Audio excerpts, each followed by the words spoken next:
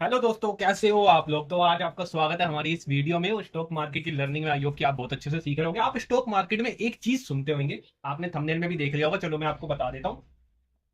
Nifty और Sensex, ये सारे होते क्या है, ये क्या चीजें होती है, ये आप सुनते हो। ठीक है, आसान भाषा में बताता हूँ। ये होते हैं दोस्तों इंडेक्स। जैसे निफ्टी 50 होता है, निफ्टी 20 हो गया, और सेंसेक्स हो गया। जो मेन बेसिकली है वो मैं आपको बता देता हूँ। जैसे निफ्टी है तो ये बहुत ही अच्छा एक सेंसेक्स है, इंडेक्स है सॉरी, निफ्टी 50 का।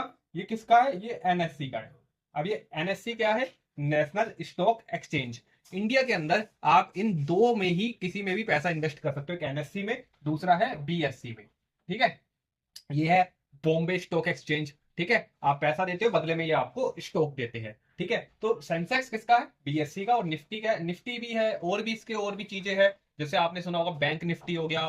ठीक है, ये सब निफ्टी के है। अभी बीएससी के भी ऐसी है, एक दो तीन चार और भी है। तो ये इसके हो गए, फिर निफ्टी हो गया। तो ये सब चीजें जो इंडेक्स हो गया, ये इसका हो गया। अब इंडेक्स होते क्यों है, इंडेक्स कैसे बनाइए। निफ्टी 50 का इंडेक्स बनाए दोस्तों इंडिया की। जैसे 50 आप सुन रहे हो, तो 50 टॉप कंपनीज,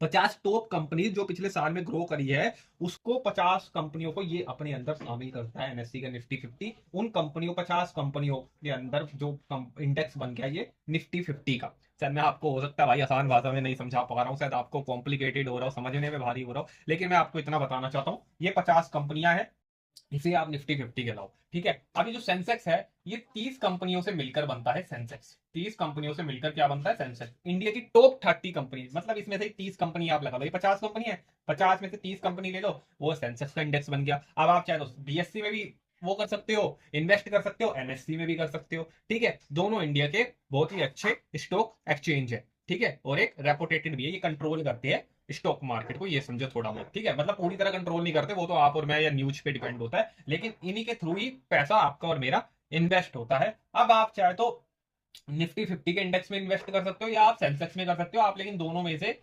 एक ही चीज में कर रहे हो। ठीक है, आप चाहे बीएससी में करो तो भी आप इसमें ही करोगे भैया, 50 कंपनी में से कोई ना कोई कंपनी चुनोगे, या आप एनएससी में करो तो आप 30 कंपनियों में से ही, दोनों में से कुछ ना कुछ चुनोगे। ठीक है, अब जैसे मान लो कि इंडिया की टॉप जैसे कंपनी है, एक है एचडीएफसी बैंक। मान लो एक रैंक वन पे है, रैंक वन पे।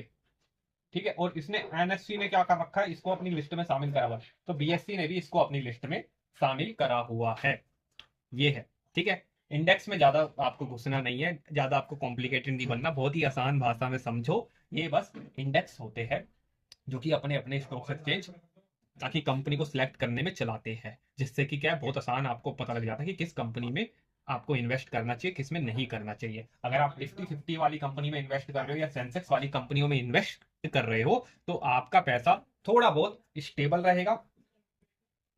स्टॉक मार्केट वैसे क्या है, 50-50% होता है, स्टेबल तो इस दुनिया में कुछ नहीं है, सरकारें भी बदलती रहती है तो, लेकिन इसके अंदर आपका पैसा स्टेबल रहेगा, अच्छे स्टॉक्स में आपका पैसा जाएगा, और एक रेपुटेटेड कंपनीज में आपका पैसा जाएगा, ग्रोथ ओरिएंटेड कंपनीज में आपका पैसा जाएगा।